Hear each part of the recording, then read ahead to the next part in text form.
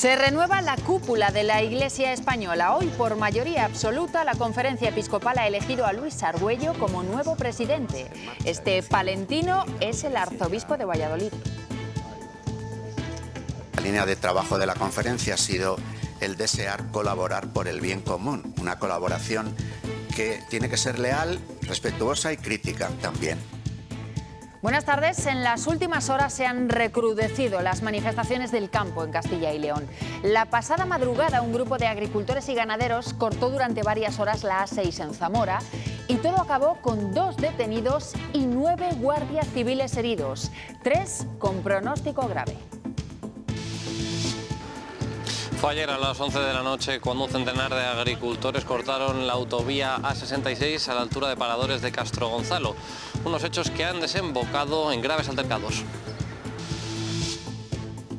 Tras esos incidentes en Zamora, el delegado del Gobierno convocó esta mañana de urgencia las OPAs para tratar de calmar la tensión y condenar la violencia.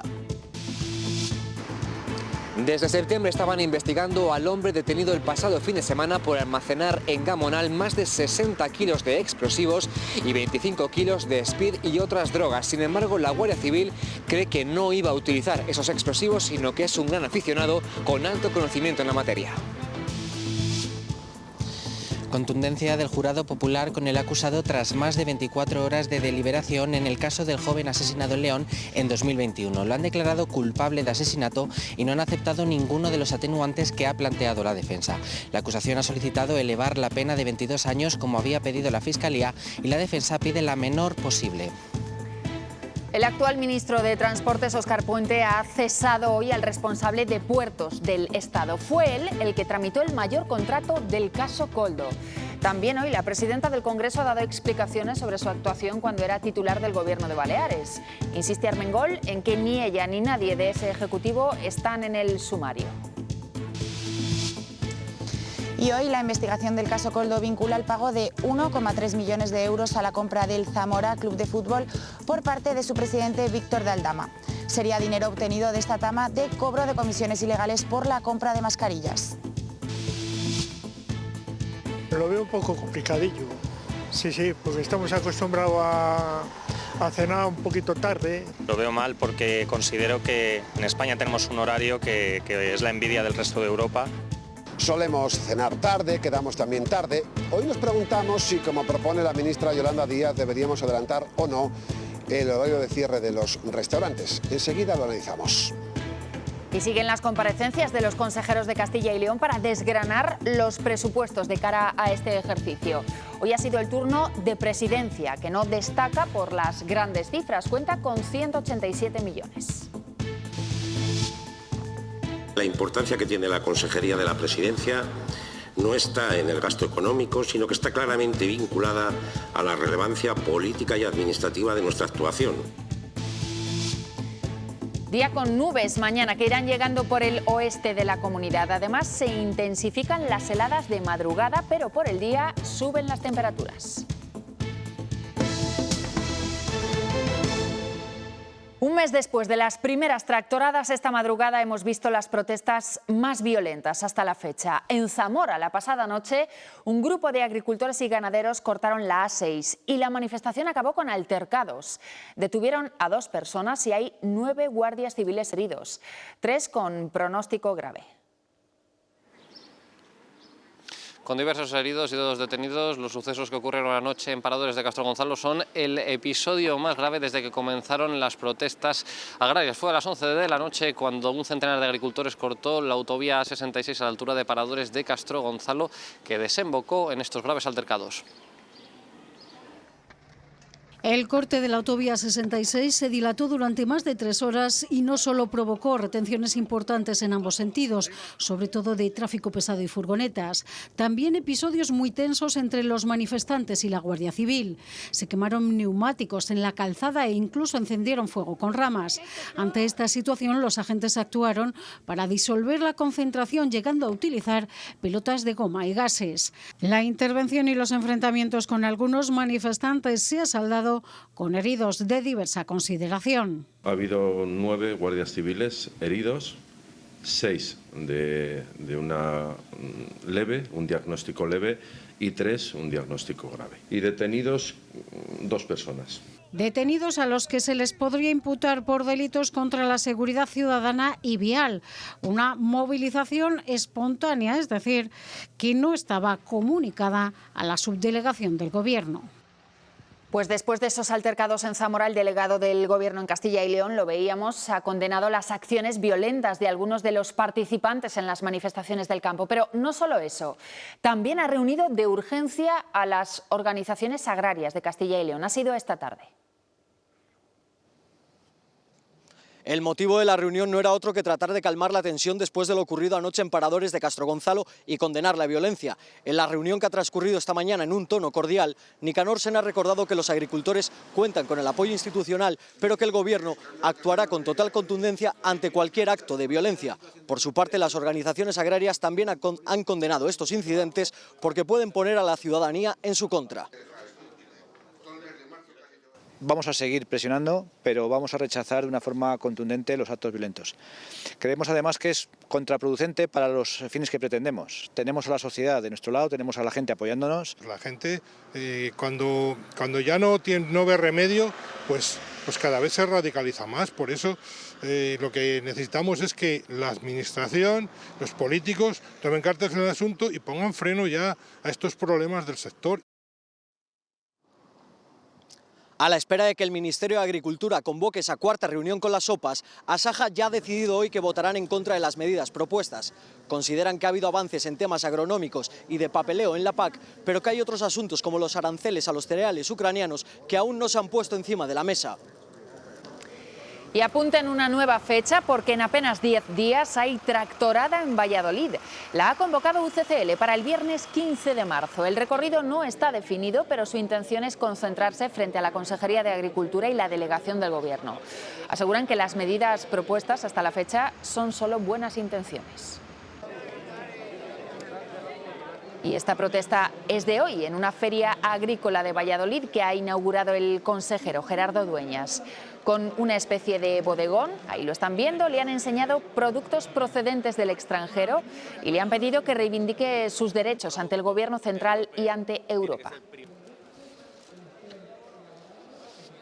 Unas líneas generales luego hay que adaptarlas a cada zona, porque no es lo mismo el norte de Valladolid que el sur, que el este, y esto es así. No es lo mismo la tierra, el clima. Por no extendernos demasiado. El próximo al campo paso, no se le puede poner el próximo paso es la reunión con el ministro de Agricultura en la próxima comisión que se va a celebrar en los próximos 10 días. Ahí veremos, por un lado, lo que pensamos las administraciones autonómicas y, por otro lado, cuál es el planteamiento que quiere llevar el Ministerio a Bruselas.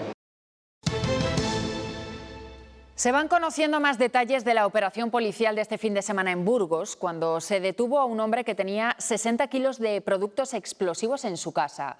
Según los agentes, era un fanático de este material y, aunque su intención no era la de atentar, con una mala manipulación podría haber volado el edificio donde vivía.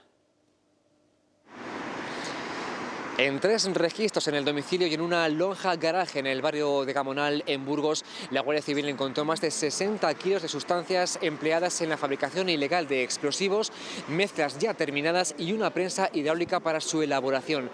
Sin embargo, los investigadores creen que la intención de este hombre de 31 años, que ya está en prisión provisional, no era utilizarlos para atentar con ellos, sino que estamos ante un gran aficionado a los artefactos explosivos y la pirotecnia con un alto conocimiento en la materia. El detenido de 31 años ya ha pasado a disposición judicial. Tenía antecedentes por violencia doméstica y por participar en los disturbios de Gamonal en 2014. Almacenaba más de 60 kilos de explosivos, pero la Guardia Civil descarta que tuviera intención de cometer atentados. No era un terrorista y no quería utilizar estos explosivos en hechos violentos.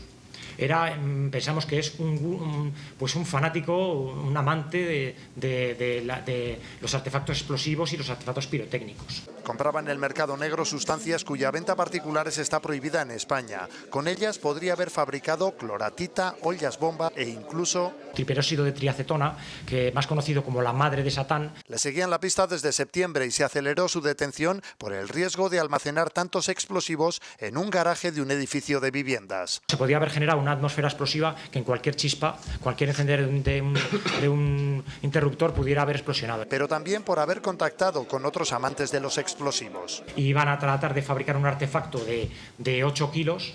Durante el registro de La Lonja y 2 viviendas localizaron además 25 kilos de speed. Eso tiene un valor en el mercado de 1.090.000 euros. La detención se produjo el viernes por la noche en Lerma, cuando se desplazaba a Madrid con 6 kilos de droga. El jurado popular ya ha tomado una decisión y considera que este chico, el joven de León, al que acusaban de matar a un universitario en 2021, es culpable. De los 9 miembros del jurado, 7 lo han considerado así. Creen que la puñalada iba con la intención de acabar con la vida de la víctima y que lo hizo con alevosía. Ha sido una decisión firme. Tras más de 24 horas de deliberación, el jurado popular declaró a Jorge Cervantes culpable de asesinato con alevosía y sin aceptar atenuantes. El principal, que las drogas y el alcohol alteraron su forma de actuar. Lo ha hecho con mayoría de 7 votos contra 2, aunque él no mostró emociones. Durante la sesión de hoy volvió a pedir perdón a la familia al final del veredicto. El abogado de la familia lo aplaudió esa resolución y solicita elevar la pena a 22 años en línea con la solicitud de la Fiscalía, porque dice no hay justificación ninguna y Mario murió de forma traicionera. Por el contrario, la defensa solicita la pena menor posible por el asesinato. Y ha vuelto a ocurrir en Palencia. La policía ha localizado a un niño de tan solo 6 años deambulando solo por esta calle de madrugada. Él decía que estaba buscando a su madre, que no estaba en casa.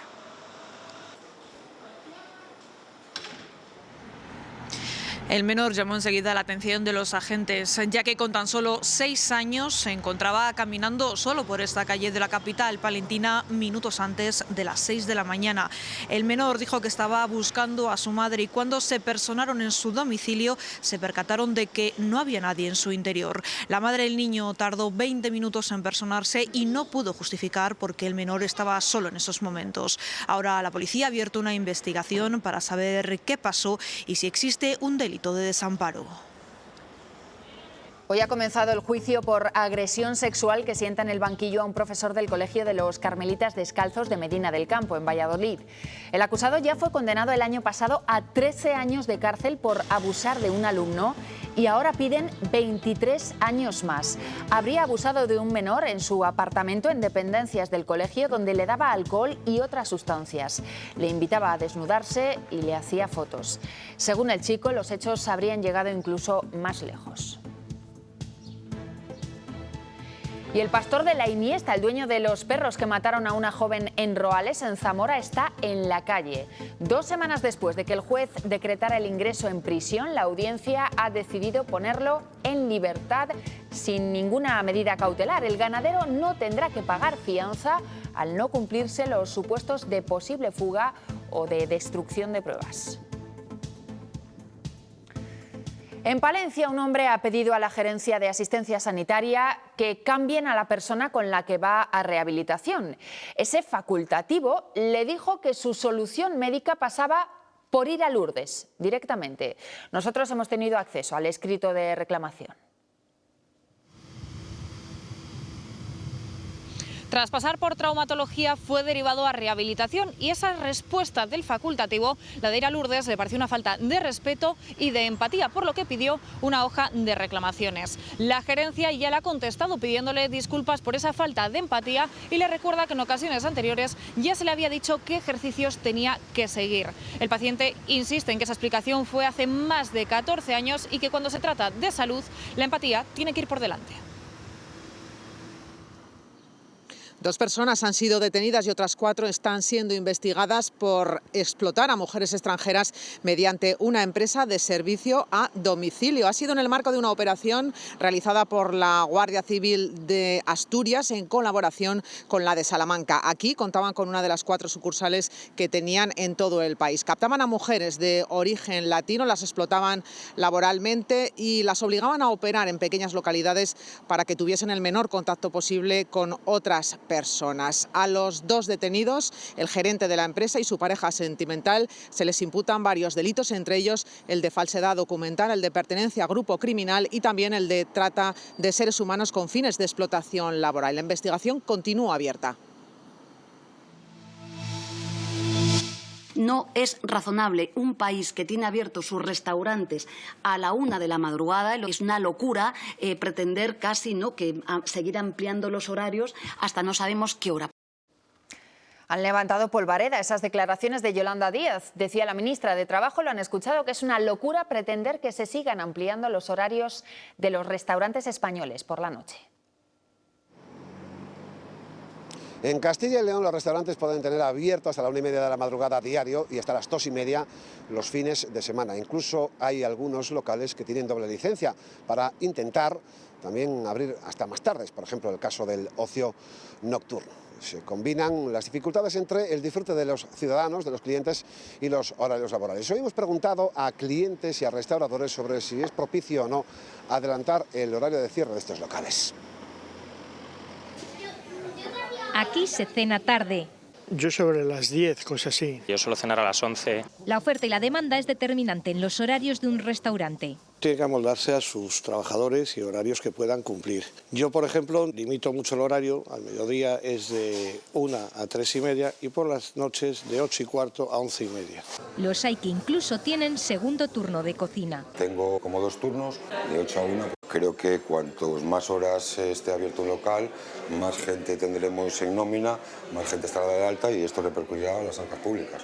Pero a la vicepresidenta Yolanda Díaz no le gustan estos horarios. No es razonable un país que tiene abiertos sus restaurantes a la 1 de la madrugada. La patronal de hostelería desmiente que haya hablado con ellos. No se ha puesto en contacto con la patronal, o sea que realmente está mintiendo, ¿no? Y de mente Europa nos copia a nosotros, o sea que está diciendo que nos tenemos que poner como Europa cuando Europa nos está diciendo que nos gustaría hacer como lo hacemos nosotros. La idea tampoco gusta en la calle.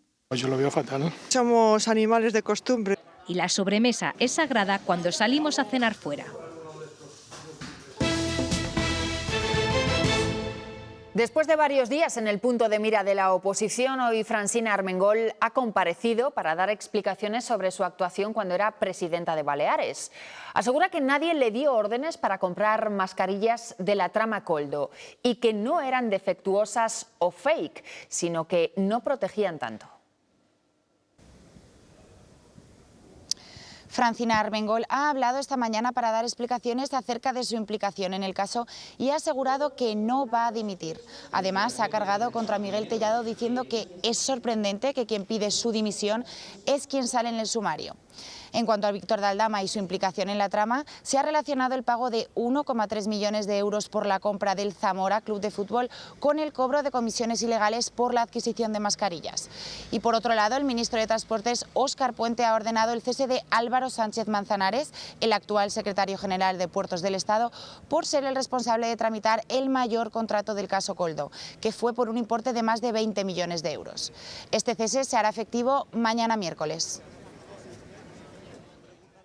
Es el primer purgado en la Administración Central por el caso Koldo. El ministro Óscar Puente ha ordenado el cese del secretario general de Puertos del Estado, Álvaro Sánchez Manzanares, por pérdida de confianza. Fue quien tramitó la compra de mascarillas a la trama y quien ha negado haber tenido contacto con el empresario Víctor de Aldama, a pesar de que así consta en la investigación. En ella también figura, según The Objective, que de Aldama compró el Zamora Club de Fútbol usando parte del dinero de sus presuntas comisiones irregulares. Sigue apareciendo también el nombre de la mujer de Koldo García, por adjudicaciones del gobierno a una constructora de la que estaba a sueldo. Mientras la presidenta del Congreso, Francina Armengol, dice que nadie la coaccionó para comprar mascarillas a la trama cuando estaba al frente del gobierno de Baleares. Mi gobierno, en todo caso, podría ser víctima. Jamás, ni cómplice ni colaborador. Achaca a la burocracia que no se reclamara el contrato hasta 2023 porque las mascarillas eran defectuosas, a pesar de que se adquirieron en 2020. La administración es más lenta de lo que yo quisiera. No dejaré que mancillen mi nombre. Armengol no aclara que, implicado en la trama de Koldo, se puso en contacto con el gobierno balear cuando ella lo presidía. Tampoco responde con qué miembro de su administración. Y mientras, hoy ha habido sesión de control al Gobierno en el Senado y ha sido precisamente el caso Koldo el protagonista. Alicia García, la portavoz del PP en el Senado, ha sugerido que María Jesús Montero debería dimitir porque era conocedora de la trama. Montero se defiende diciendo que todos estos contratos fueron legales y los procedimientos correctos. Todos lo sabían y todos lo ocultaron. ¿Sabe qué? Que el superjefe resulta que es el gran encubridor. los contratos fueron legales y los procedimientos correctos. Siempre hemos condenado a aquellos que han querido enriquecerse durante la pandemia. Usted ha pasado de ser la consejera de los ERE a ser la vicepresidenta de las mordidas. ¿Conocía usted la trama de la Perla Negra? Usted pertenecía a ese gobierno. Y sigue la llamada Ruta de la Igualdad que ha puesto en marcha el PP para denunciar diferencias de trato del Gobierno a las comunidades. Hoy desde Valladolid, Fernández Mañueco ha acusado a Pedro Sánchez de pervertir las instituciones. Se pregunta qué clase de proyecto tiene para España. ¿Cuál es el proyecto que nos ofrece Sánchez? La impunidad para los delincuentes, blanquear a los terroristas, pervertir las instituciones, como lo hemos podido comprobar esta mañana, atacar a los jueces, abrir las puertas a los separatistas. Tiempo esta tarde en las Cortes para conocer el proyecto de presupuestos de la Consejería de Presidencia de Castilla y León. Son 187 millones de euros, lo que supone un 6,5% más de lo que se gestionó el año pasado en el área que ahora preside Luis Miguel González Gago. Las inversiones previstas para 2024 superarán los 15 millones. En sus manos 187,58 millones. Porque ese es el presupuesto este año de la Consejería de Presidencia. Una consejería de marcado carácter transversal. Y eso implica que más que por inversión, su labor es especialmente importante a nivel político y administrativo. Por ejemplo, estrechando la colaboración con las comunidades vecinas. Para este año se esperan acuerdos con Galicia, Cantabria y Aragón. Las relaciones de Castilla y León con la Unión Europea y Portugal tienen una trascendencia especial. Tanto que para este 2024 se anuncian varios proyectos conjuntos. Para los castellanos y leoneses que viven en el exterior, 2,1 millones de euros. Dinero para apoyar a quienes viven fuera y a quienes quieren volver, con varias ayudas para fomentar el retorno. La inversión en cooperación para el desarrollo se mantiene. Ante una cifra histórica. Se refiere a los casi 479 millones del plan de cooperación local que implica varias consejerías. Como novedad, las ayudas para el mantenimiento de locales como bares, cafeterías, tan importantes en nuestros pequeños pueblos. Sobre el 012, que también depende de Presidencia, nuevos servicios especializados. Uno sobre cómo obtener documentación y otros dos especializados en atención social y empresas. Además, para políticas de empleo público hay 10,6 millones de euros y para la fiesta de Castilla y León casi 1,5. Como novedad, este año, además de en Villalar, en 11 localidades más, habrá actividades por el Día de la Comunidad. Presupuestos que la oposición no ve con buenos ojos. Consideran que el apoyo que se le va a dar a las entidades locales no es el adecuado. Lo califican de insuficiente y sentencian que la Junta no sabe cómo afrontar el grave problema de la despoblación. Lo primero que se demuestra es que los ayuntamientos siguen siendo los hermanos pobres de este presupuesto de 2024. Nos extraña pues, que hablen tanto del apoyo al municipalismo cuando solo hay otra partida de 3 millones de euros para desafíos demográficos, pequeñas entidades locales. Frente al mayor problema de esta comunidad, que es la despoblación, el PP se le encendió la luz y decidió que lo que tenía que hacer era financiar los bares. Y los partidos que sustentan el Ejecutivo autonómico creen que esos presupuestos son adecuados, destacando la apuesta por la financiación local. Vox también reclama que se impulsen más los proyectos que están recogidos en el Pacto de Gobierno.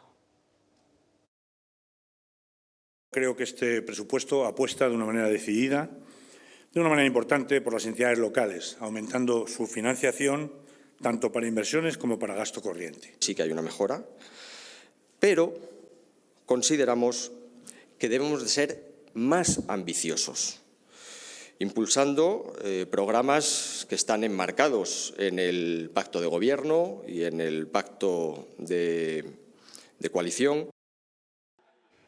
Y esta mañana presentaba las cuentas el consejero de Empleo, Mariano Beganzones. Su cartera gestionará 455 millones. La mayor parte irá destinada al Servicio Público de Empleo.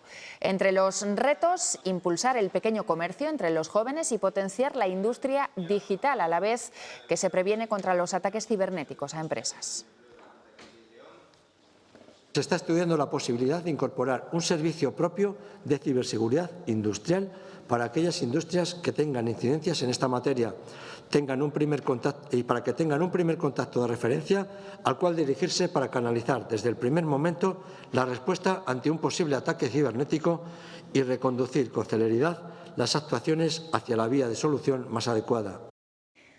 De los presupuestos de Castilla y León ha hablado también Luis Tudanca. El líder del PSOE denuncia que no es suficiente para impulsar la comunidad y que no atiende a prioridades. También acusa al Gobierno de la Junta de hacer caja con el dinero que llega desde Moncloa. 8 de cada 10 euros, recuerda, los pone el Gobierno central.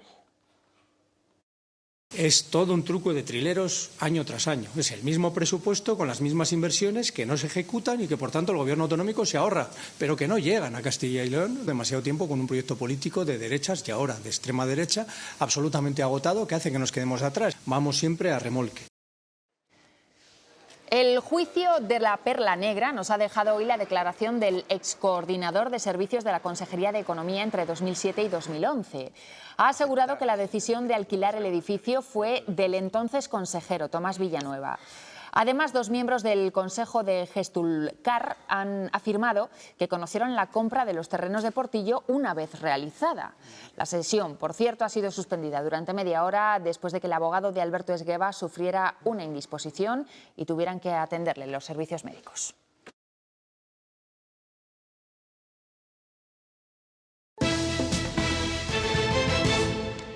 La Conferencia Episcopal Española ya tiene nuevo presidente. Se trata de Luis Argüello, arzobispo de Valladolid, que ha sido elegido por mayoría absoluta. El palentino va a sustituir a Juan José Omella al frente de la Iglesia española. Con apoyo de moderados y conservadores, Luis Argüello se alza como nuevo presidente de la Conferencia Episcopal tras conseguir mayoría absoluta. En su comparecencia ha anticipado cómo será su mandato. Deseo de estar presentes en la vida pública, colaborar por el bien común, una colaboración que tiene que ser leal, respetuosa y crítica también. A su lado, el progresista José Cobo, arzobispo de Madrid y afín al Papa Francisco. Pautas de esperanza en temas determinados que van apareciendo. Pese a haber sido elegido por una mayoría conservadora, Argüello niega divisiones en la institución. Nuestras propias torpezas pueden dar a entender de que formamos parte de bandos distintos, pero somos de un único bando. Y señala lo que puede aportar cada uno desde sus orígenes, Castilla y León y Madrid. Don José es obispo de una megalópolis y yo soy obispo de una diócesis media de España, con una realidad de mundo rural importante y con unos desafíos de todo tipo, demográficos y sociales distintos, ¿no? El primer gesto de la nueva presidencia ha sido saludar a las víctimas de abusos sexuales que se concentraban a las puertas de la institución. Hemos también escuchado lo que decían y también pues seguiremos quedando con ellos como con todas las asociaciones de víctimas. La nueva dirección deberá abordar el plan de reparación integral de víctimas de abusos sexuales, cuya votación se celebrará esta semana. Entre algunas de las reacciones a ese nombramiento, la del presidente de la Junta. En redes sociales, Mañueco le ha trasladado su enhorabuena y la colaboración con el Gobierno regional. También el ministro de Presidencia, Félix Bolaños, lo ha felicitado por su nombramiento y ha deseado dar continuidad a la colaboración mantenida entre instituciones. Dar la enhorabuena al nuevo presidente de la Conferencia Episcopal, al arzobispo Luis Argüello. Le deseo lo mejor en su tarea y le deseo que sigamos colaborando como hasta la fecha hemos hecho Gobierno y Conferencia Episcopal, llegando a acuerdos como fueron las inmatriculaciones de bienes o también el régimen tributario de la Iglesia Católica. Y estas son imágenes del encuentro entre Fernández Mañueco y representantes de Cruz Roja en Castilla y León. Han aprovechado para compartir los proyectos que están desarrollando en la comunidad. Días después de las palabras del vicepresidente de la Junta, García Gallardo, contra ACCEM y Cruz Roja, acusándoles de ser colaboradores necesarios en la inmigración ilegal, la Junta ha mostrado hoy su apoyo y reconocimiento a la labor de esta ONG. Más noticias. El Gobierno central quiere que los bomberos y los agentes forestales tengan unas condiciones profesionales equivalentes en toda España. Hoy ha aprobado 2 proyectos de ley que se quieren tramitar de forma urgente para que estén listos, si es posible, antes de verano, cuando empieza la época clave de incendios. Son más de 26.000 profesionales y ambos proyectos son clave en la lucha contra incendios. Servirán para equiparar la jubilación de los bomberos forestales a la de los urbanos, con opción a retirarse de manera anticipada y que puedan además contar con una segunda actividad en caso de incapacidad para desarrollar actividades ordinarias. Por otro lado, el Estado busca equiparar las condiciones laborales de estos profesionales en toda España, y es que ambas figuras son competencia actualmente de las comunidades autónomas. El objetivo es que la norma se remita de manera urgente al Congreso para que pueda entrar en vigor lo antes posible, antes de verano. Cada vez son más frecuentes a lo largo del año y además la virulencia de estos incendios requiere el seguir avanzando en la enorme profesionalidad de los trabajadores de este sector, pero también necesitamos contar con los trabajadores, los agentes ambientales. Empezábamos el informativo hablándoles de protestas del campo y de altercados en Zamora anoche. Pues bien, tenemos más imágenes de esta misma tarde. Vean.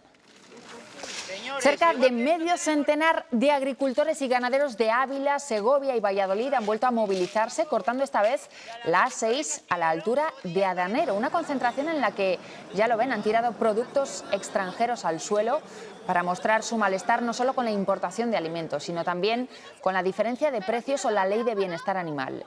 Las movilizaciones, dicen, no van a cesar hasta que sean escuchados.